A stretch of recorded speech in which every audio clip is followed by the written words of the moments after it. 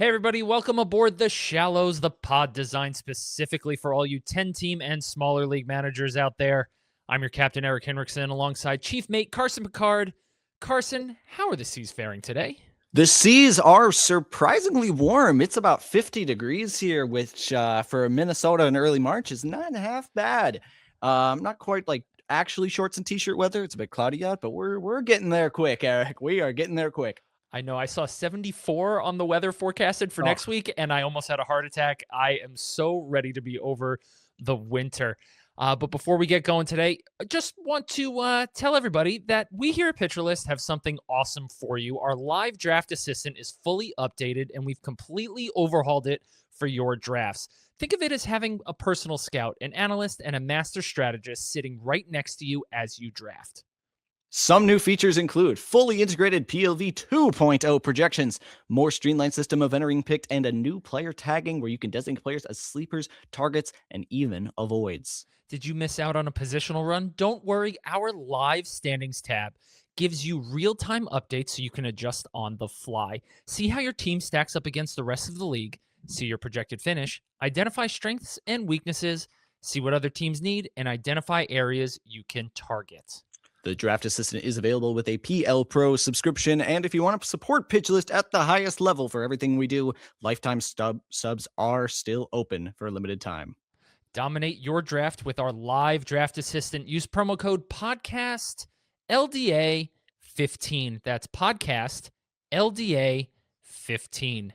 And speaking of new awesome stuff, follow our new PL Stats account at PitcherList PLV on Twitter.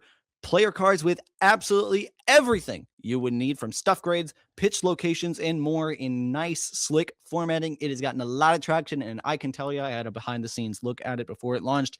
It is top tier. It is phenomenal, those new player cards. Everything coming out on that account, it's going to be a great follow. If you haven't done so already, follow the new PL Stats account at PitcherList PLV. But on today's show, we've got the Captain's Report checking in on the first full week of spring training. We've got from the crew our favorite picks in the middle rounds, numbers 8 through 14. And we've got our position previews continuing here with second and third base. But before we officially leave port, we release a new episode every Friday morning at 11 a.m. Eastern. So be sure to subscribe so you never miss an episode. We're available wherever you get your podcasts, and a video version is viewable on YouTube the same day as well if you want to see our beautiful made-for-radio mugs. So leave us a 5-star rating, a like, a thumbs up, a kind review, and don't forget we're part of the Pitcher List Podcast Network, so check out the other pods we have available. There are new episodes out daily, and visit pitcherlist.com for all the latest and greatest content published daily as well. All right, Captain's Report. When we come back, stay tuned. Welcome back to the Shallows podcast here. This is the Captain's Report. First up, the news broke earlier this week that Jurickson Profar will be suspended for the entirety of the 2026 season. Carson, when you see something like that these days, what do you think? I mean, it's so insane to me. Not only getting busted once, but getting busted twice. And it also kind of makes you think about a player's past performance and think either what slipped through the cracks, a resurgence he had in San Diego a couple years ago after a dreadful stint in Colorado. And it just makes you sad for the integrity of the game a bit. And it also is just, what the heck, man? You could have, so many fantasy managers just got their 8th round picks flushed down the toilet. We'll get to risk versus reward in those middle rounds a little bit later. But we're going to shift our attention to the World Baseball Classic. Yes, it is that time again. The WBC is back. And we're going to start with some Team USA news here. Tarik Skubal, he's only going to throw 55 pitches against Great Britain. So an abbreviated outing for him. The Tigers having to pay him $30-something million this year. Want to be very careful with their prized possession. So Skubal, only 55 pitches in the exhibition against Great Britain. And I don't know if you noticed this, if you saw this today, but there was a video posted of Paul Skeens watching Tarik Skubal throw a bullpen session, and I love it, but also, like, do these guys need to learn from each other? Because, my God, they're already so dominant. Don't give Skeens Skubal's changeup. Don't do it. It would just be unfair. Carnage. It's already unfair. but how do we make it more unfair without Spider Tack? Anyway, Nolan McLean starting for Team USA if they reach the final. That's a big start for a guy with very little major league experience. What do you think about that, Carson? Yeah, I was talking about this a little bit with some pitcherless friends the other day. Crazy place to put in a guy. A couple years ago, Merrill Kelly started against Team Japan. Merrill Kelly, actually really great pitcher at the time. He was even now he's still pretty solid, but very productive. He got absolutely rocked in that start. 1.5 innings, 2 earned runs. The hits he had to get pulled. And for a young guy who you're really thinking you want their confidence to be intact, this is a huge ask and a huge test. I'm fairly concerned, but this is also one of the places where you throw him in the deep end, see if he swims. You know, with all the pitching talent on the Team USA roster, of all players, I did not expect it to be Nolan McLean. Skeens, Skubal. It's dried up fast. I mean, with Skubal now only having an abbreviated outing, basically treating this as an extension of spring training, Joe Ryan being out, suddenly, it's mainly pitchers that pitched last year. You're looking at Skeens and Webb. Great pitchers, but it's not the arsenal that we saw earlier. Yeah. It's going to be fun to watch, so I'm really excited for the WBC. But we're going to shift back over to spring training here. Shane, Money Mac, whatever you want to call him, Shane McLanahan and Spencer Strider made their first spring starts, and they both sat 93. And I can't say that that's exciting. Oh, man, it hurts. It hurts. And I think Shane McLanahan, maybe you can give him a little bit of a longer leash as he's rehabbing. Strider, though, that's we're alarm bells are going way off. We were in a best ball league and doing a slow draft, and Strider's pick value just kept dropping per the round. I think he was taking like round 15 or something. I mean, It was late. Wow. Yeah, see, we talked about this a little bit last week. The risk of starting pitching in fantasy is just, it's nerve-wracking now. It really is, with how hard these guys throw. And it's unfortunate that Strider hasn't gotten quite back to the level he needs to get to. I'm sure Nick over on the website will write a ton about both of these guys this year. I know they're two of his favorites. So if you're looking at McLanahan and Strider, maybe pause for a second to see how the rest of the spring. Yeah, tread water carefully. Maybe get a life jacket, keeping with the nautical theme.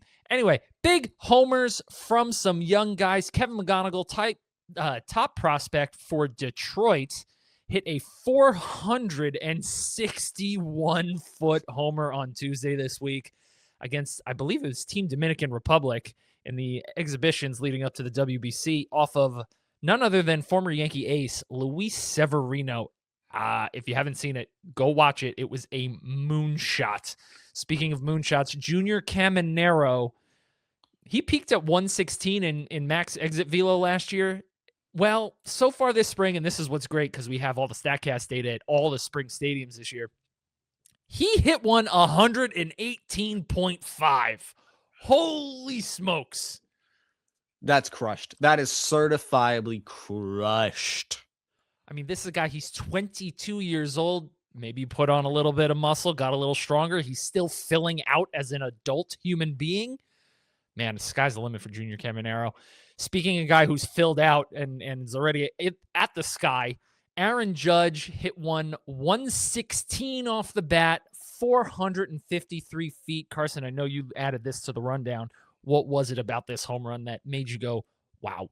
I think it's just the ease at which he does this, and maybe with all the other headlines, forgetting just how incredible of a hitter he is, being able to put it up there, and just to further quell any reservations people might have if Judge may be slipping out of the top two, if there's anything in your league format that may change things, or if you might just think it's gonna come eventually. No, take him, run, just take the guy. Dang it, he's unreal.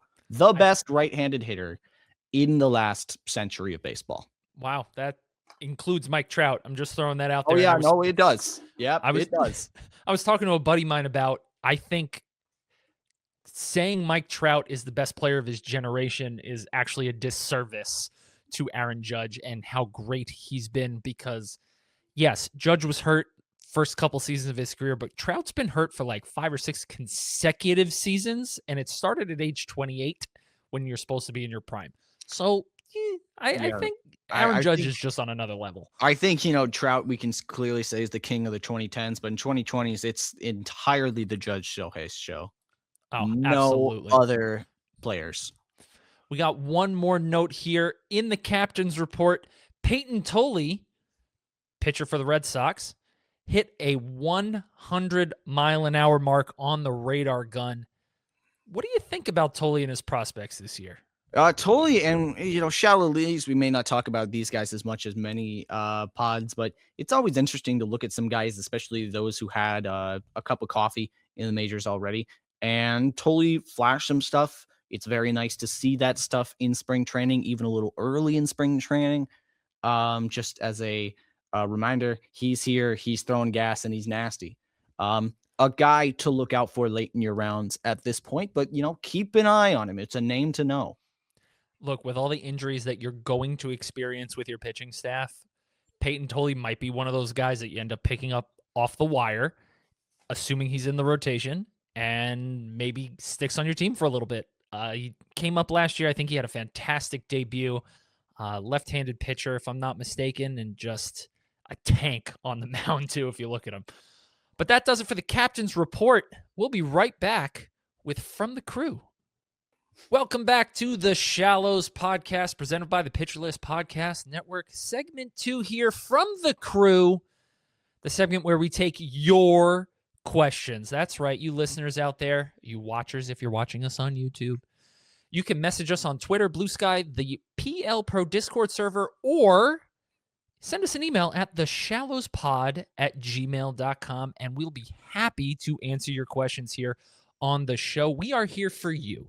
Yes, we love fantasy baseball. We love to talk fantasy baseball. We love baseball. But this show exists to help you and help you reach the championship and take home that hardware at the end of the season. So please don't hesitate to reach out to us on those platforms and ask whatever question you might have. You can even leave a comment on the YouTube video and we'll be happy to reply there or address it on the show. Whatever you want to do to reach out to us, please hit us up with whatever questions you may have. So first up here, we have Big Z on the Discord asks us, how does your valuation of prospects and the first-year player draft picks change in shallow dynasty leagues compared to the larger ones? This podcast is generally aimed at redraft, but we might do an episode or two on dynasty leagues in particular, because this is a great point. Shallow dynasty leagues exist, and not everyone can have the big 15 teamers. I think one of the things we like to hammer home in this podcast is the importance of floor and is the importance of sustainability in production. But with prospects in particular, you have to remember everyone's going to have a fairly steady floor. And for a prospect to actually elevate themselves into not only the lineup of their MLB team, but in your lineup of a fantasy team, a shallow fantasy team, they have to have a lot of upside. So, in my opinion, I believe that your valuation shifts as you're looking to move towards the very high ceiling guys, the one that really could be not just everyday MLB players, but very good, even all-star kind of top tier potential. Those are the kind of guys you're looking for. Anything really that you're thinking they might be a mediocre rotational player kind of limit. Basically, in pitcher terms, if their ceiling's a 4.2 ERA, we don't really care. You really need that trade to pay it off for you, and I think it will. I mean, you got Acuna, so I really. Anyway, I do think that as the season goes on, you can start expanding that list out of the top 5. But generally speaking, right off the bat, unless they're electric in the spring, and there are examples where this works and where this doesn't work, like Christian Campbell last year was pretty good in the spring and then pretty bad once the season started. But I would look at the guys in the top 5, if they're performing well, if they're, have a chance to compete for a roster spot. Like this year, Max Clark, Kevin McGonigal, Connor Griffin, those are the guys that are worth targeting in drafts, and I think JJ Weatherholt as well, because he's guaranteed basically to make the Cardinals roster. All right, hold on. I'm pausing. Eric, Yeah. we're talking about dynasty leagues. Yeah. So I think it's Oh, okay. Yeah. So like Mm.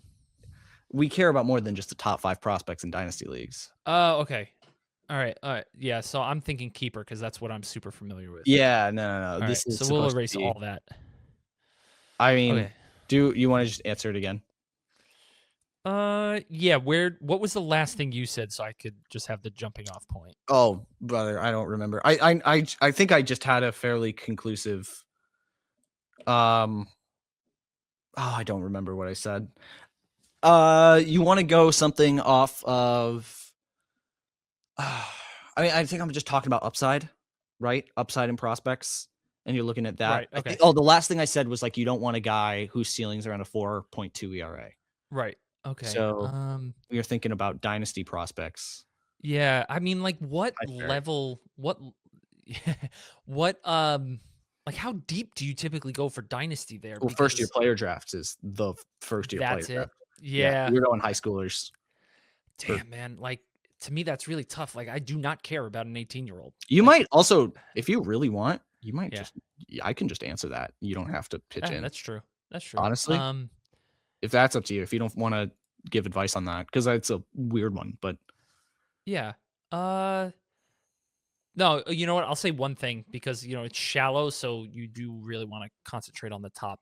Really ignore like the later, deeper.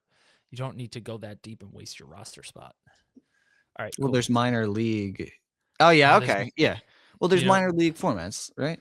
Yeah, but even then, if you have do you have a full minor league roster or? Yeah, pretty much, yeah. Pretty I much. think in Okay. mine 15 team. I think in my 14, the Acuna one, I think we have got like 20, 25 minor league slots. Oh shit. Okay. All right. Yeah. So yeah, I'm not gonna answer that one because I don't really play. All right. Dynasty. Yeah, that's fine. That's fine. All right. Okay. So we'll just pick up. I'll just pick up by moving to the next one. Sperry. Appreciate you as always. Yep. Okay. All right. Cool. Thanks for pointing that out. Yeah, because my mind, I hear dynasty. No, it's okay. And it's Yeah. like, to me, dynasty is keep forever. I'm not really thinking about minor league type things. Well, All yeah, right. it is keep forever, but you're keeping like you have a minor league Yeah. system. Yeah. You've drafted Eli Willits. Yes, exactly. Yeah, Yeah, right. Yeah. Okay. Okay. All right. So I'll Figure just it out. pick up on going Picks up to a Chase. Yep. Yeah. All right, the next question we have here comes from Alexander Chase on the Discord as well. He asks, I often hear people talk about avoiding a cliff at a position before it falls off to the waiver wire. But 18-round picks have to be in your lineup somewhere.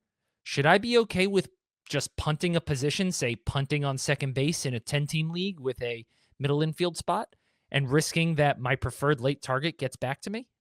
I think it depends heavily on the position because there's certain cliffs that come a lot earlier than others. We've talked before about second base and how that has, and we will talk later about how it's a comparatively very early cliff versus something like shortstop or even outfield where there's just a plethora of talent. First base is another one. You can find first baseman, especially in a shallow league. That cliff of first base talent, there's a slight drop off after around 4 or 5, and then it's like 12 really productive first baseman before you start getting some of the scraps, so to speak. I think the difference between the 7th and the 11th best first baseman is not that great. Eric, would you agree in that? I definitely agree. Yeah, first base, super deep position. We've actually got 2 positions that we're going to preview today that really do have that cliff that, if you're in a shallow league, basically every stat matters that much more in a weird way because everybody has the ability to compile as much as possible. It's not like you're the 15th or 16th pick in your first round and you're just, you just can't necessarily compete with the guy who took Judge right off the bat. And then his next pick it's going to be way worse than your second pick. So, in the deep leagues where your roster can be pretty thin, shallow leagues, it's better to have the stat accumulators as much as possible. So if you're going to sort of choose between punting and not, I would not punt. Do not punt a position. You can punt a stat category, but I would not punt a position. You can fill it in the waiver wire at some point, but you're I just wouldn't do it. And if you're going to have your 18th round pick be on your roster somewhere, it's got to be the back end where you can just overturn it. You don't want it to be in a position where, oh man, I am stuck with, like Tyro Estrada as my middle infielder. You don't want that. So I'm very opposed to punting positions. Punting category, sure. Not a position to me. And I think on extension, we've talked a lot about, and we're going to talk about a little bit later, this idea of the shift of floor to ceiling chasing. I think later in the draft, when we're talking about the 18th round, you're going to want to chase ceiling a lot. And so you just have to kind of taste that risk factor of that 18th round pick just might not do anything for you relative to something on the waiver wire. In a shallow league, especially where there's going to be options. Oh man. I can't wait to talk about that. That's going to be a really exciting thing that you're going to tell us about right when we come back with our favorite picks in the middle rounds 8 through 13. So stay tuned. We'll be right back. Welcome back to the Shallows. These are our favorite picks in the middle rounds. We're going to go through rounds 8 through 14. Last week we did rounds 1 through 7. So if you didn't catch that, go back and listen to that. Highly recommend it. We are basically running through the entire draft here.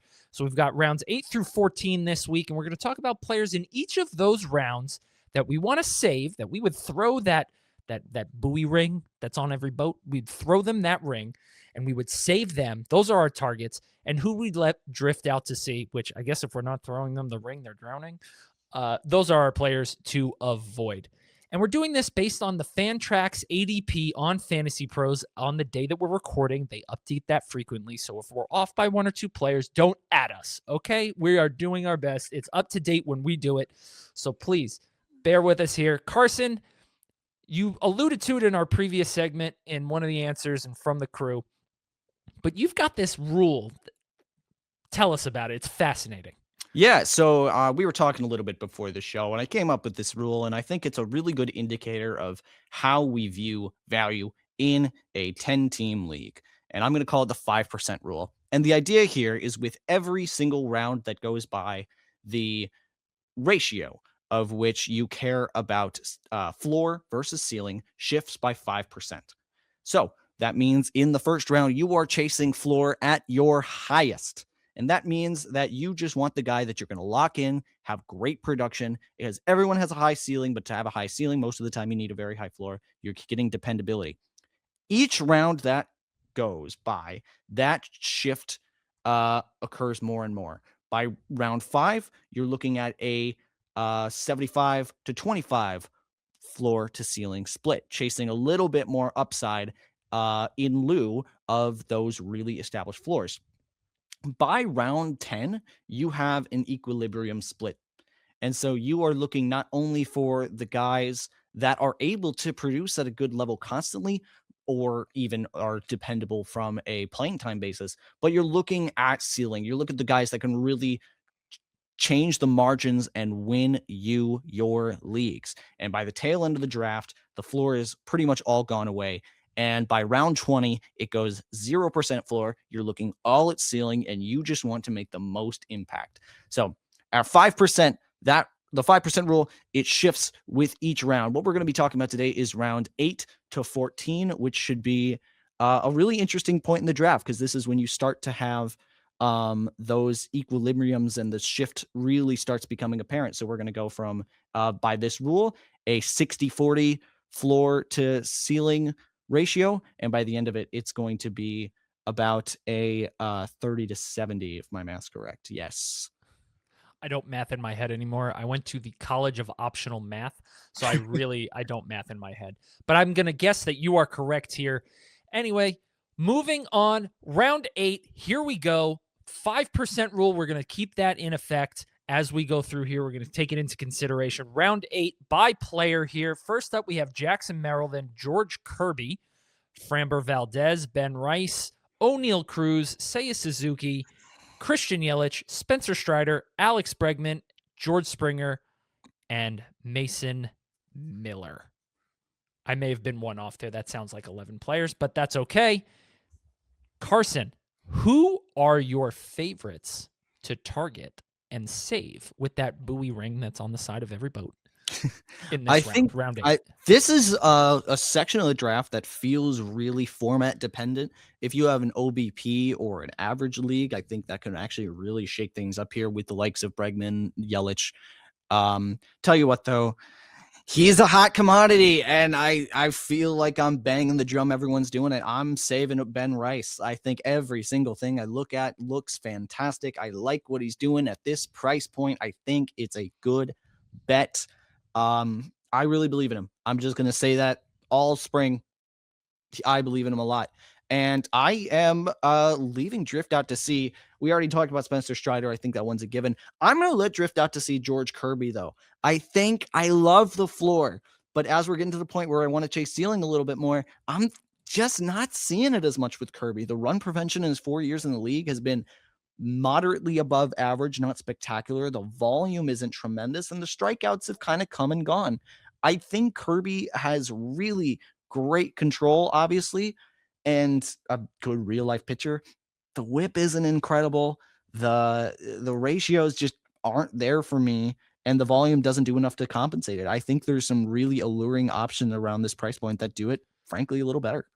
George Kirby seems to be priced around still like a top, 20 pitcher. And to me, a guy whose ERA 2 out of the first 4 years of his career was closer to 4 than 3, 3.88. I'm a little concerned that people see something in Kirby that just isn't there. I am going to let him drift out to sea as well. I'm also going to let O'Neal Cruz drift out to sea. We talked about him earlier this season. I want absolutely nothing to do with him. He's the toolsiest player out there. It just hasn't come together, and his floor is so low. Yeah. So and if we're still at this point considering 60% floor, 40% ceiling, I have to weigh that, the low floor there is going to take precedent over that. I love Seiya Suzuki, though. Big fan of his. And Ben Rice, Framber Valdez is an innings eater if you haven't really drafted pitching at this point, or you like the two-way strategy. Framber's a great pick there, especially in Detroit. I mean, whatever went over the fence in Houston off of a 60% ground ball pitcher is not going over the fence in Detroit. So big fan of Framber at this value as well. And I like Ben Rice too, but everybody likes Ben Rice. So I think his price is just going to be too inflated for me. This is a fun list of players, actually. This is a good section. Round 8. I'm excited for round 8 in my drafts. All right, round 9. You know what? Let's start at Mason Miller here because we did not talk about him. And he's one of the first relievers I think we've seen here. But we have Mason Miller, Nick Pivetta, Kyle Bradish, pitcher run, one of your favorites, Corey Seager, Tyler Soderstrom, Hunter Goodman, Andres Munoz, Nico Horner, Edwin Diaz, and the Giants' largest free agent acquisition when he was signed last season, Willy Adames. Carson, yeah. Who you got? Well, you know who I have. Corey Seager's still that guy, but I'm going to talk a little bit about Mason Miller. I don't think I would take him. This is a weird discrepancy to make being this particular. I would throw a late ninth at him. Mason Miller is that guy. I think we can talk about him as the best reliever in baseball. He's at least up there. He's going to have plenty of save opportunities in San Diego. I think they invested so much in him, they're going to use him. I know that we talk a lot on fantasy baseball circles about not investing a lot in closers and how risky that is and the variance in saves. Mason Miller does kind of feel like the exception that proves the rule a little bit, though. He is so dynamic and he is so elite that I think he goes past all of the other qualms that we have about relievers. I would really consider that, depending on how my team's shaken up by this point. I would consider that with a late ninth. But Corey Seager, I love him so much. It's hard for me to say no. I love Corey Seager here. If you've already got a shortstop earlier in the draft, because there were a ton in the first 7 rounds, if you've already got one of those guys, you can take the risk on Corey Seager because you already have a backup. Shortstop is also an extremely deep position where there are options later than this in the draft that you can take that provide a very safe floor as well. So I like Corey Seager. But we've got 3 relievers here, and I find this really interesting. Diaz, Munoz, and Mason Miller. Fantrax has them with their lowest ADP in terms of lowest in the draft, that they're going latest in the draft, if you want to say it that way. All the other outlets, they're in the 40s or 50s. So pay attention to what platform you play on, because you may have to spend a much earlier pick on those relievers. And at that point, personally, I would not do it. I think a 5th or 6th round pick on a reliever is way too early. Again, they are pitchers. 1, 2, they throw your reliever. If you're going to spend a 5th round pick on a relief pitcher, that relief pitcher may throw 1 inning that week. Yeah, That's not super valuable in a weekly, head-to-head categories league. It's just not. So I wait a little bit. I love this group. These 3 relievers, they are the elite of the elite, in my opinion. But I think you may have to spend too high of a pick to draft them. So I'm going to lump them all together in the avoid category. And I kind of like Willy Adames a little bit. He came on really strong in the second half of last year. But Bradish might be my number 1 go-to in that's this a good round. pick. I would agree, actually. Bradish he's got one of the gnarliest pitches in baseball with that slider. I think there's some question marks, but I think he would have been taken so high before he got injured. And so I think, if you expect that return to a similar level of production, absolutely. This is a guy, I think, who can end up being a top 15 pitcher when all is said and done this year. He's that talented. He's that nasty. But moving on here to round 10, we are at the, if I'm not mistaken, you said it before, 50-50 split here. This is the equilibrium. All right, so we've got Kevin Gausman, Bo Bichette, Jose Altuve, Yohan Duran, Yuri Perez, Jacob Mizorowski, Michael Busch, Cade Smith, and Michael Harris, and Brandon Nimmo. One of these doesn't feel like the other, but Carson, who are you aiming for, and who are you letting drift out to sea? I kind of love Bo Bichette here. He was really strong when he played last year. He's been one of the most consistent offensive producers. He is going to have third base eligibility very quickly, probably by mid-April, frankly. He's going to be in a high production lineup. I think Bo Bichette's a really nice get here. I'd also quite like Cade Smith, who, now that we don't have Emmanuel Clase there anymore, because good Lord. Oh boy. What? Well, get can of worms. But oh boy. But Cade Smith's going to have some opportunities. He's got gnarly stuff. There's going to be a little bit of competition to see who gets that closer role in Cleveland. I like that for him. I am fading Jose Altuve, but we'll talk about him later. Instead, I'm going to fade Michael Harris, and I'm fading him because I think, we've probably talked about this before, you're buying upside from 3 years ago. I just don't see it. He's athletic, but he's not been a good hitter, and I can't buy it at that price. Yeah, Cade Smith going in this round is exactly why I think you should pass on the 3 in the previous round and take something else from that round. I think Cade Smith is phenomenal. He has a chance to join those 3 in the previous round as the elite of elite closers. Cleveland also gets a lot of save situations. They're just a team that does. It's because they're not high scoring and they have good pitching that keeps the score close, generally speaking. But in this round, man, Bo Bichette just feels like a good value. He really does. I mean, he's going to get third base eligibility, so he'll be eligible at short and third. I don't know how you can pass on Bichette in this round, especially with, some of the other question marks in here. Is Mizorowski going to stay healthy? Is Yuri going to be any good? Kevin Gausman is so hit or miss if that splitter just isn't working. Plus, he's getting up there in age. And also, Brandon Nimmo has no business being in this part of the draft, in my opinion. I'm sorry. That's harsh, but it's true. so I'm pretty good. Go ahead. Sorry, Carson. All right. I am going to take Bo Bichette every time in this group of players. All right, so that's round 10. We're looking at floor and ceilings fully split here in round 10. When we come back, we'll have round 11 through 14 for you. And, things change a little bit. Now we're leaning towards upside.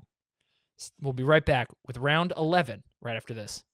Welcome back to the Shallows. We're in the middle of going through our favorite targets to draft in rounds 8 through 14. We are up to round 11 here, and we've got a little bit of news about round 11, Carson. Yeah, so I am not a math major in university. This is the equilibrium, actually, because I remembered I started at 100 to 0, and there's 10. Whatever. Last one was 55-45. This is 50-50. Without any further ado, Eric, what are the picks? We've got Sonny Gray, Chase Burns. Okay, so here's one, just like Caglione last week.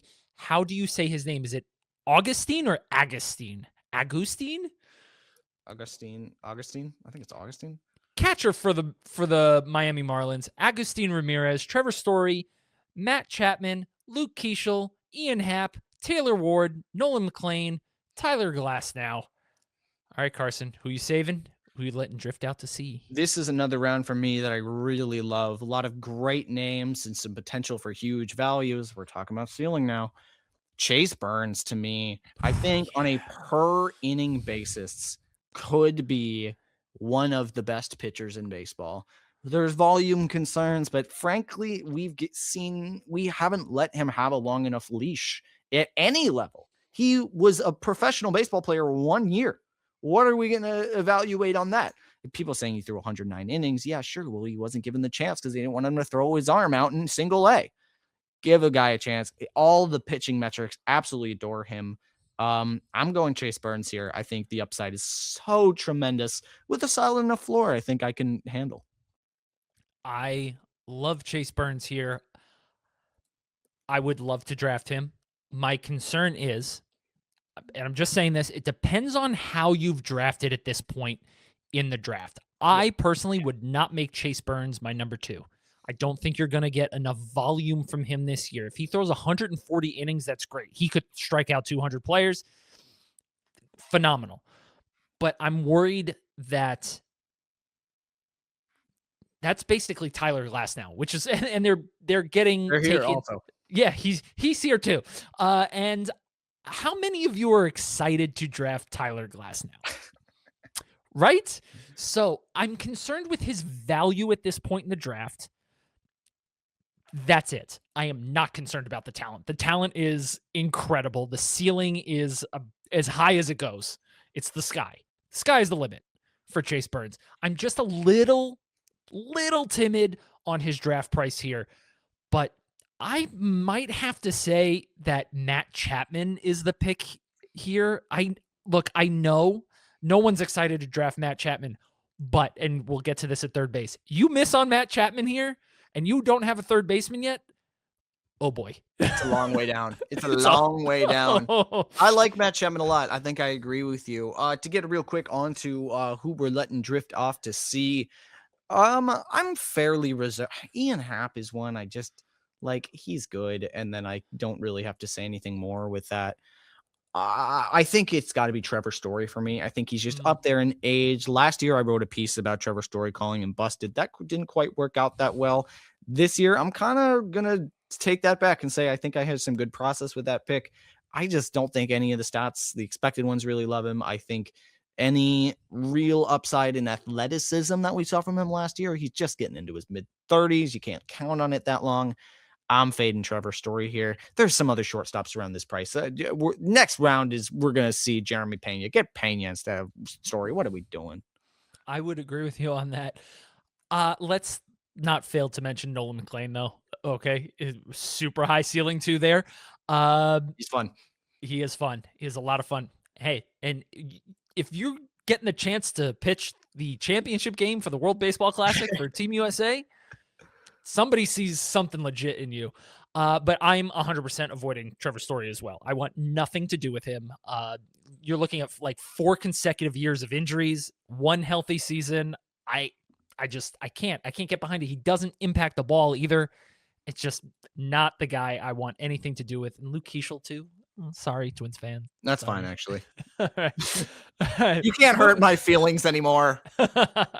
Moving on to round 12. Oh, I lost my place here. Round 12, we've got Teoscar Hernandez, Luis Robert Jr., Jeremy Pena, Luis Castillo, Gavin Williams, Lawrence Butler, Jacob Marcy, Joe Adell, Salvador Perez, and Brandon Woodruff. Carson, who are you saving? I'm surprised Joe Adell falls this hard. I think that there's so many players I'd like to save here. Joe Adell, Jacob Marcy, and Jeremy Pena. I'm doing 3 here. I'm a co-host. I can make the rules. I think all 3 of those guys are tremendous values. And depending on who you've taken at this stage in the draft, whether you're in need of some more outfield depth because you punted that earlier, whether you're just waiting on a shortstop sleeper because you wanted to pounce on some other opportunities and the league is so deep, whether you just like Jacob Marcy for some reason, I don't know, but the 3 Marlins fans that listen to this podcast, I think those 3 they are also all go really to every good single Marlins game. No, that's all does. that's in the stands. No one does that, Eric. Come on. Sorry, we crack jokes on this show. I would absolutely let drift out to see Salvador Perez, though. We've talked about him before, so I won't dwell on it too much. Luis Robert Jr., I can't buy it. I can't buy it. We've talked about this also, but there was a narrative that he wasn't trying that hard with Chicago, and I'm saying guys that try hard don't steal, or don't try hard, don't steal 33 bags. I don't believe it. Yeah, to me, there's a very distinct 2 groups here. There's no like, oh, well, maybe I would go for this guy. No, this group of 10 is very much, I'm either going to save them or I want nothing to do with them. And I think we've hit that point in the draft where you're like, there are guys that you just don't like, have no interest in, and then there are guys where you want them, and they're going to be the difference makers on your team because this is where we're swinging for upside. This is the round where it's like the check if you've watched baseball in the last 5 years, because you're looking at it, you're saying, oh, Teoscar Hernandez is this low. That's great. I don't know about that, man. I don't know. Luis Robert, no. I don't know. Brandon Woodruff, too. How many injuries can you deal with? Yeah. Look, I love Brandon Woodruff. I used to have him on my keeper league teams, but I'm worried about him staying healthy. I love Joe Adell here as well. Joe Adell is my target, hands down, in this round. I know you love Jeremy Pena. I'm not as big on Jeremy Pena, but to me, the biggest standout, Joe Adell. And I would avoid Sal Perez as well. Catcher is super deep. There's no need to take a chance on a 36-year-old. There really isn't. Moving on to round 13 here, we've got Ryan Pepio, Kyle Stowers, Drake Baldwin, Sandy Alcantara, Andy Pajes, Dansby Swanson, Trey Savage, love that name, Stephen Kwan, Yandy Diaz, and Spencer Torkelson. I am fairly conflicted here. I think there's a lot of interesting players and guys I want. Talk about ceiling. Sandy Alcantara really comes to mind, and you're thinking, wait a second, didn't he have an ERA of like 5.5 last year? Yeah, but he also won the unanimous Cy Young a couple years ago. He's also like 29 or something. He's not old enough where we can have those serious doubts. That being said, so much of me adores Drake Baldwin, and I know that catchers can be a little weird here at this stage of the draft, but I think this is a good enough value, and you're chasing upside now, so I'm just saying this guy could be a top 3 catcher in baseball. He's at a pretty dang good price here. I don't know if I really love a lot of the other options, considering we don't have to target any specific positions by this point. Get your catcher. Get a guy that could be the best one in baseball. I agree with you there. He was my pick for targets in catchers last week.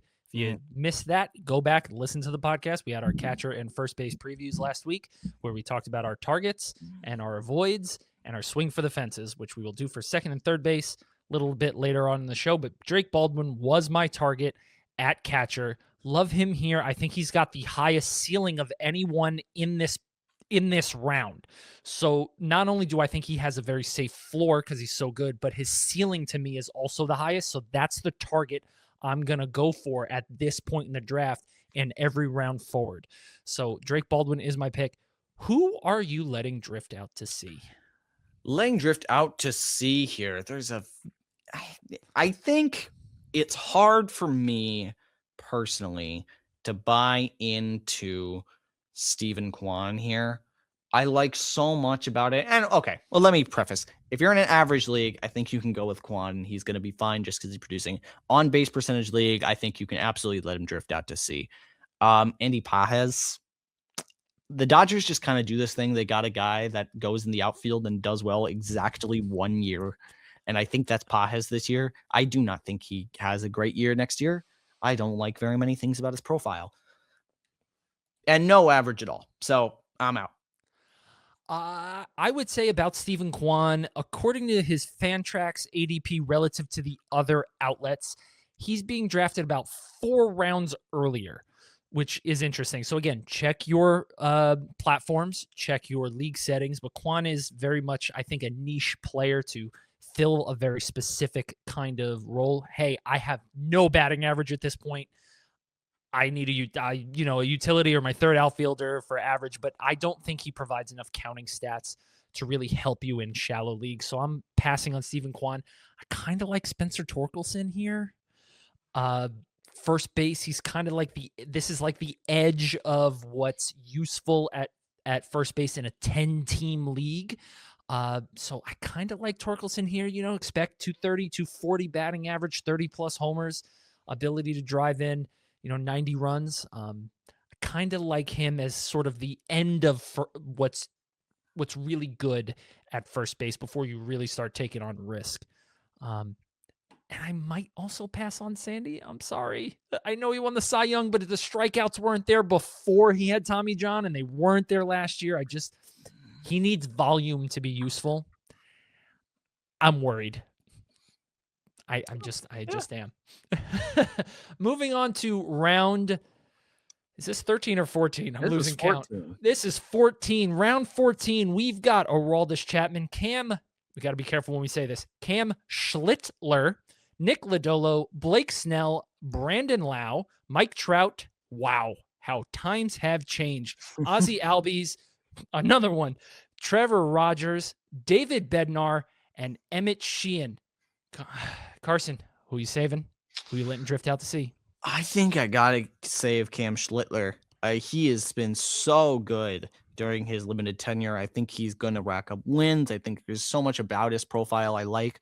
I also think Blake Snell, I mean, if you can handle an inevitable early season weird stuff happening, the fact of the matter is Blake Snell is some of the best command of the game. Tremendous talent. He is outstanding when he's on. This is also a league format thing. And honestly, this is maybe a part where you're thinking about ceiling. You're thinking, hey, if I have a weekly playoff, who do I want to start for me? Blake Snell is one of those guys, I think, absolutely. So maybe if you can tolerate some rocky waves over the season, there's your nautical theme of the day. I think Snell's a good option. I gotta say, I like Mike Trout here. Listen, I do. Maybe it's I kind of like him here. Show me. But to see Mike Trout and Ozzie Albies. The C podcast likes Mike Trout. Yeah, okay. We look forward to your letters. Mike Trout. Mike Trout, man, all-time talent. We were talking about this before the show. All-time talent. That plate discipline just catered last year. Who knows? Maybe the switch back to center field, he'll just be more comfortable. He did stay healthy last year, relatively speaking, for him. He could be a very, very good pick this late in the draft. A quick note about Aroldis Chapman and Blake Snell. They're being taken about 5 rounds earlier on the other platforms. So again, like I've said before, check your platform, check your league settings. Blake Snell being taken in round 9 on what is the first column here on Yahoo. So just again, check. It's always better to check. We are going off the Fantrax ADP on Fantasy Pros. In this round, if I have just totally missed on second base, I'm going to take Brandon Lau because he is the last one I want anything to do with. But he's Yes, sir. also the home run leader at the position. So getting some guy who's basically a lock for 30 home runs, plays one of, if not the shallowest position in fantasy this late in the draft, to me is very exciting. Bednar also getting taken very early. But yeah, Brandon Lau, Mike Trout, Blake Snell. I think Schlittler is amazing. You have a lot of consensus sleeper pitchers now at this point in the draft with Lodolo and Schlittler. Sheehan, too. Huge upside for Sheehan. So now we're getting into some like really exciting names here. But we'll continue with our round by round preview next week with rounds 15 to 22, where your approach is just going to completely change because now we're at the back third of our roster where we're just going to want to overturn that. So you're going to want to tune in next week, subscribe to the pod so you don't miss it when we talk about basically the sleepers that have a really good chance of making a huge difference for you in rounds 15 to 22. But when we come back, we have our position previews. Today, we're talking second and third base. So stay tuned. We'll be right back. Welcome back to the Shallows. We're going to talk about our position previews. We're going to talk about second and third base today, giving you our two biggest targets, our two biggest avoids, and our two biggest swing for the fences pick. All right, Carson, second base, not the, pardon my grammar, funnest position to draft. Second base is annoying, man. You've got a lot of guys that are defensive specialists, which for our purposes just kind of suck. Although one day I want to make an outs above average league. I want to have that be a category. It'd be so much fun. But I digress. A lot of guys with questionable output, questionable playing time, questionable power, stolen base, but there's just no one that really fits the mold except for like two guys, and they're going to be all gone by round 4. So this is going to be a pretty interesting one to break down. Okay, here we go. Carson, who is your target at second base? And I see it on the rundown here. And as a Yankee fan, I'll wait till September to say I told you so, but go ahead. You know what? Every single thing says that Gleyber Torres is kind of that guy. There's so much in his profile that does give me pause. Not a lot of raw power, playing in Detroit, which is going to sap already limited power more. But there was a lot of things he improved on. His chase rate it went to being really good to the best in baseball. He hit the ball better than he has in about 6 years. He's 29 years old. He's playing really excellent ball, and I think he's going to get a greater role with the Tigers. He's had over 600 plate appearances the last few years. I think they're going to lean into a little bit more, maybe move him up in the lineup. There's some things they can do. I think Gleyber Torres is really good. He's being taken so late relative to what he has done over the last, few years. If we're being honest with you, he had a 745 OPS last year. I would not be surprised if it breaks 800. He is a really solid player at really all around kind of guy. Gleyber Torres is a name that we will talk about next week in rounds 15 to 22. Notice we have not mentioned him yet in our runs, in our rounds rundown, because he is being taken that late. Mm-hmm. According to Fantasy Pros aggregate ADP, Gleyber Torres is the 16th second baseman off the board here. My target at second base is going to be Brandon Lau for all the reasons that I talked about in the previous segment. He's a lock for 30 homers. He gets taken pretty late in the draft. And he plays, one of, if not the shallowest position in fantasy. I know he had a few years with back injuries, but he's constantly playing 140 plus games. I know he's in Pittsburgh, but man, this guy's going to hit 260, 270 and hit 30 home runs. And to get him as late as you can, that's why he's my target at second base. Look, I didn't want to pick Ketel Marte or Jazz Chisholm, right? Like, those are obvious, right? Like, if those guys are there when you're picking super early in the draft, you almost basically have to take them. So I was, trying to give you guys a little bit of a tip, but hopefully you don't have to wait that long where you got to hope nobody else drafts Brandon Lau. Here's the shallows consensus. Draft Ketel Marte. Yes, absolutely. And if you somehow can't, good luck at second base. It is terrible. Carson, who are you avoiding? Yeah, this one was no problem for me. He has second base eligibility. He played a lot of left field last year, but I'm sticking with him as a second baseman. You should avoid him in left field. And in the outfield as well, you should avoid him. But even in second base where it's weak, listen, Jose Altuve is not that guy anymore, guys. He is 35 years old. 3 years ago now, he went on he was at the tail end of a quietly phenomenal run where he had a 900 OPS. I think a few seasons. He was one of the best players in baseball outright in his early 30s. One pick in fantasy. He was so good. Yeah, he was outstanding, and he was phenomenal in the mid 2010s. He had a resurgence as more of a slugger, I think, a few years ago, but he's 35. The already questionable bat speed has gone down. A lot of the things you loved about Altuve, he's got good bat control now, but he is not a guy that hits 310 anymore. Last year, he hit 265, and that is not the kind of average that is deceptive. And when a guy that is so contact focused is not doing that, you gotta be alarmed. And there's just nothing from his swing speed to his launch angles to his swing decisions, frankly, that really makes you that optimistic. And above all else, he's 35. He's played a million games for the last year. He's over the years. So hard for me to invest him at any price. I think this is a cratering year for Altuve. I'm gonna avoid Bryce Terang. Look, he might be great. Okay, if he hits 15 homers and steals 30 bases, great. Did you know that 10 of his 18 home runs last year came in 1 month? What if he doesn't have that month?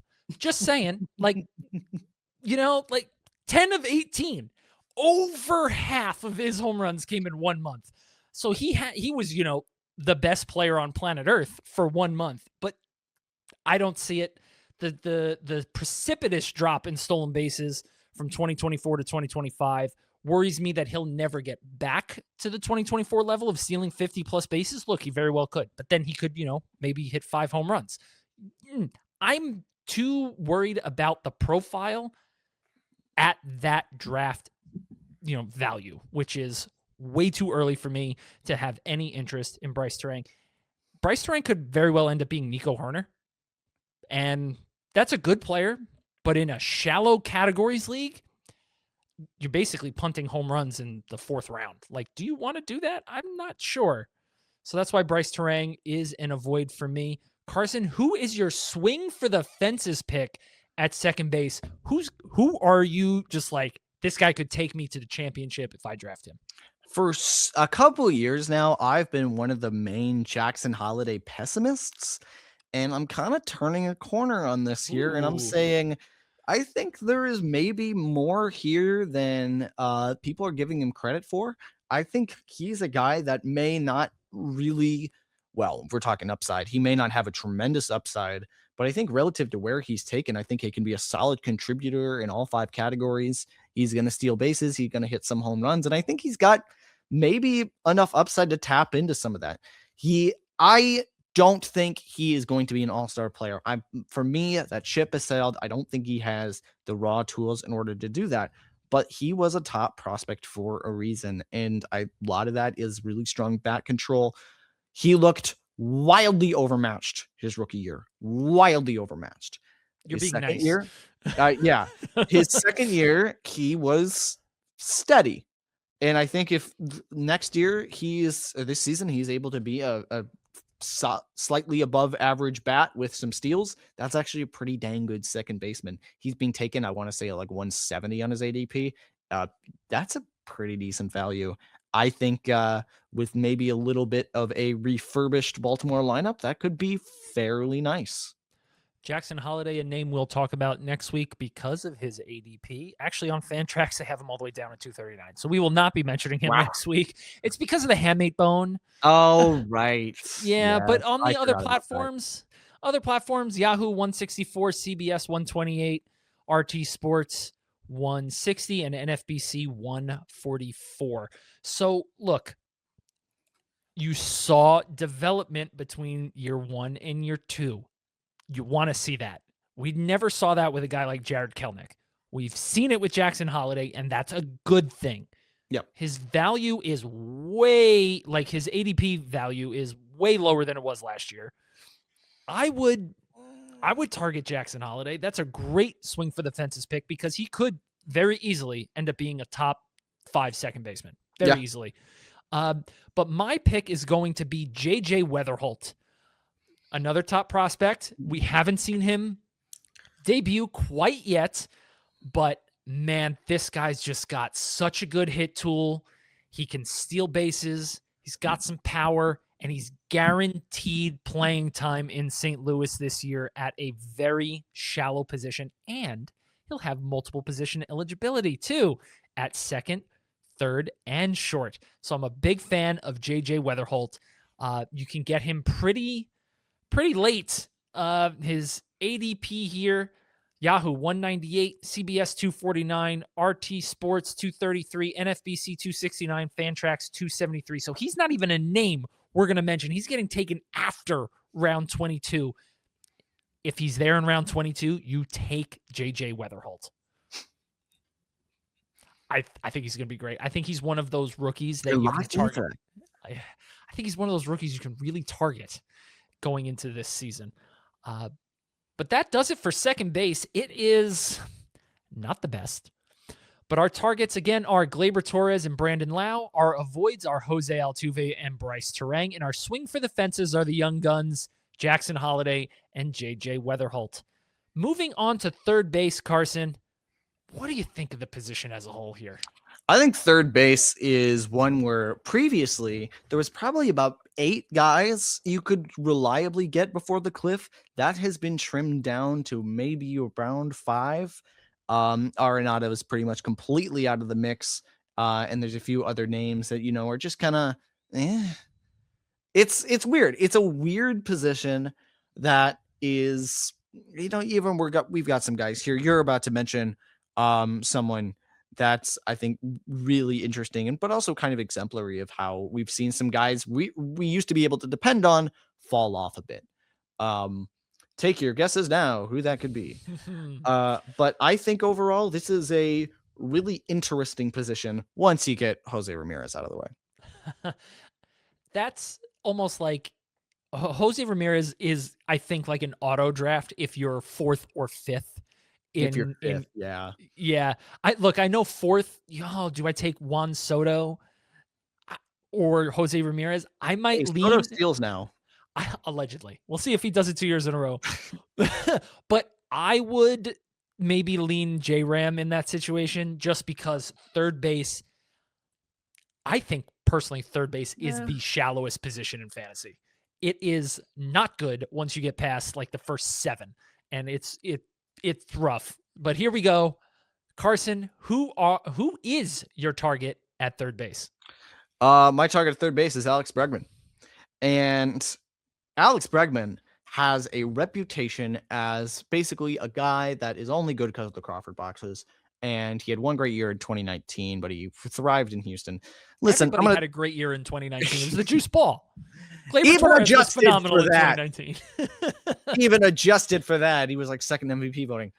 Alex Bregman has a higher career road OPS than he does at home.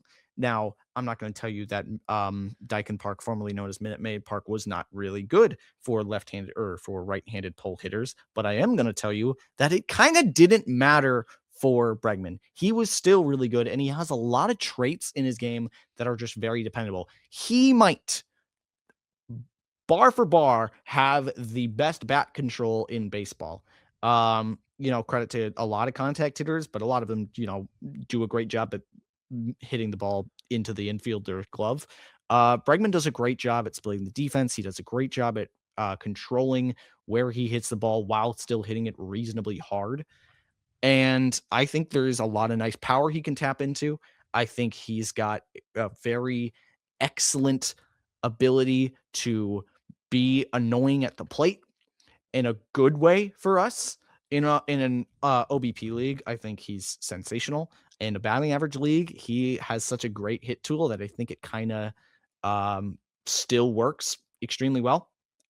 At the Cubs, the Wrigley thing doesn't bother me at all. I think Bregman's going to be great. I think he's getting really discredited by the fantasy community for a pretty solid year in Boston, and I think any read of him as like a guy that was only going to be good in Houston is completely wrong, and you should get him. I think that people around the industry are starting to think Alex Bregman is Itzhak Paredes, and he is not. He's better. Okay, Paredes had his career more or less derailed going to the Cubs because that trick that he does where he pulls the ball directly down the line, hitting it as soft as possible with as much launch angle as possible just didn't work there. Alex Bregman is not that. So please, people, Bregman is not Itzhak Paredes. He is much better than that. He is a very worthy pick at a very bad position in fantasy. But my pick is going to be, and I had a really hard time here, but I'm going to go with Austin Riley. Austin Riley, for 3-4 years, was a second or third round pick in fantasy. He is being taken now in the 7th round, the 6th or 7th round, depending on what platform you're on. This is a guy who has 35 to 40 homer upside. He can hit 275, drive in 100 runs, score 100 runs. There's nothing that happened to Austin Riley to say, oh, his skills degraded. Nothing. He had broken bones. Not his fault. They're much like Kyle Tucker. Not his fault. I think Austin Riley is one of, if not the best value at third base. If you can get him, man, you're going to be really happy. Something's got to go right in Atlanta after 2 weird years, right? No. Anyway, moving on to our avoids. You know what? Actually, let me just mention Bo Bichette. I know we talked about him in our rounds. He's going to be, he's going to be third base eligible. So just keep that in mind too. He might be somebody to target as well. Carson, who are you avoiding picking at third base? So I talked about the 5% rule. I talked about earlier that later in drafts, you want to be chasing ceiling. And so I'm going to say this with certainty here, that this player, I'm going to say his ceiling is completely a mirage, and it is not worth, even how low his floor is, it's just not worth the risk. Royce Lewis is years past hype by this point to me. And I'm a Twins fan, guys. I've seen the dude play. I know what I'm talking about here, at least somewhat. And Royce Lewis, everything I think about injuries when we're talking about luck or, some things just happen, broken bones, like he said earlier, getting hit by a pitch or all that stuff. For Lewis, it's soft tissue knee injuries and just an inability, it seems, to steadily run the bases, which is weird. I've never seen someone, forgive the maybe harsh language here, I've never seen someone so bad at running the bases. Physically bad. Like Stanton's slow, but actually it doesn't hurt himself. Anyway, Royce Lewis, though, you're thinking, okay, he's injury prone. What's the upside here? I don't think it's that great. First of all, it's a Twins lineup that's not going to have a lot of RBI potential. We know this. He's had limited playing time, so on a volume basis, it's not going to be there. But you're thinking, okay, what about over the week? He's not going to steal that many bases because his sprint speed has cratered over the last 4 years. He doesn't have a ton of raw power, and what raw power he did have has kind of been sapped away. I don't think Royce Lewis has pretty much any one of the categories Royce Lewis doesn't provide for. Even if you're in a points league, he doesn't play enough for it to matter. He does nothing well at this point. Not well enough to really take over some other players that I think have a lot more upside and a lot more potential to be really excellent in your lineup. Man. Royce Lewis was already scratched in spring training with, I believe it was oblique tightness. Yeah. Soft tissue injury. That's what I'm saying about Austin Riley. It wasn't soft tissue. Kyle Tucker wasn't soft tissue. It is repeatedly soft tissue injuries for Royce Lewis. So I'm 100% with you on the avoid there with Royce Lewis. Now, here's a fun one. My avoid, is Alex Bregman. I know everything we just talked about. I know. Isn't that funny? My avoid is Alex Bregman just because I don't think he has enough categorical upside in the power department relative to some of the other options there. His batting average, he's not going to hit 290. He's going to be, 260, 19, 20 home runs, 85 to 92 RBIs. Yeah, I know it's a very specific range. Same with runs. I just don't see why I would aim to target him when Eugenio Suarez is getting taken in a very similar part of the draft. Now, yes, I'm giving up batting average by going with Suarez, but I might get 30 more home runs with Suarez. So I'm avoiding Bregman. And yeah, I'm avoiding Paredes too. I see you wrote his name on the rundown here because Paredes doesn't have a starting job currently. That is going to Carlos Correa, who also should be on your avoid list at third base because I don't think Carlos Correa is very good anymore. Carson, who are you swinging for the fences for at third base? You know what? Honestly, over the course of the show, I've just bought into him more and more. I think Kazuma Okamoto. I think I said him last time. I'm buying him this time. He's doing it twice. A favorite of the pod. Favorite of the pod. Favorite of the pod. You know what? I'm saying swing for the fences on him this time because I think he's going to have third base eligibility. Yeah. You know what? Do it. I think he's good. Everything I said last time still applies. I think look at what the reservations I think you have from a Japanese player coming over. I don't think a lot of those really apply as much to Okamoto. He's got a very balanced profile. He's got a plethora of accolades over in Japan. He is really productive over there. And I think he hits the ball. You know what? Sometimes the analysis doesn't have to be that much greater than that. I think he's really good. I think they're going to give him some playing time. And you know what? I like the guy. Sue me. I think he is a great pick. I wrote him down initially for my swing for the fences pick. Look, he's not Murakami, okay, who also happens to be a third base eligible, if I'm not mistaken. Yes, he is. I think Okamoto is going to be more successful in Major League Baseball because he, like you said, he hits the ball. He makes contact, okay? And he plays in a very good lineup. So that's a very good choice there. I agree with you on Okamoto. Quickly becoming a favorite of the pod. I think we've mentioned him every week. 4 times. Yeah, it's at been least. a bit. But my swing... yeah, we really should. Let's see if our producers can do something about that for us. But my swing for the fences pick at third base is someone we talked about already. Like how? Well, it's JJ Weatherholt. Again, I think he's going to be that good. And he has third base eligibility in addition to second base. So if you want to maximize your ability to have roster flexibility, this was something we talked about a couple weeks ago. JJ Weatherholt is a great late round pick because he has eligibility at 2 of the worst positions in fantasy, and he has tremendous upside. And where you take him, you're going to basically take all upside and not worry about the floor. So JJ Weatherholt is my pick at third base, but let's not also forget about Max Muncy, who was absolutely phenomenal when he put glasses on. Like, who knew? You needed to see the baseball to hit it. Who knew?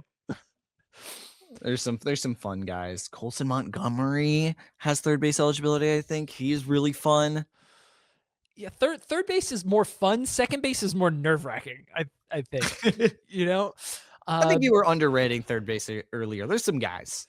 There's some guys. All right. There's some guys, but there's some guys I don't want anything to do with past a certain point. I'll be totally honest. At both positions, these are both positions I feel like we should address earlier in drafts. Like if it's between an outfielder and a second baseman or third baseman, like maybe go with the infielder. That cliff comes quicker. Yeah, absolutely does. But that does it for our position previews. Again, for third base, our targets are Alex Bregman and Austin Riley and Bo Bichette. Our avoids are Royce Lewis, and mine is Alex Bregman. And our swing for the fences pick are Kazuma Okamoto and JJ Weatherholt. All right, next week we're gonna have shortstop and outfield, and those are quite the opposite of second and third base when it comes to depth. So I can't wait to talk about that with you next week, Carson. But that does it for this episode of The Shallows. We'll be back next Friday with a brand new episode. And remember, the completely overhauled Live Draft Assistant is available now for all PL Pro subscribers. To make sure you never miss an episode, please subscribe. We're available wherever you get your podcasts. He's Carson Picard at Carson Picard on Blue Sky. I'm Eric Henriksen at Eric Hin. That's Eric with a K on Blue Sky or Twitter, reminding you that murky waters are fine if you know how to swim. See you next time in The Shallows. Take care, you guys.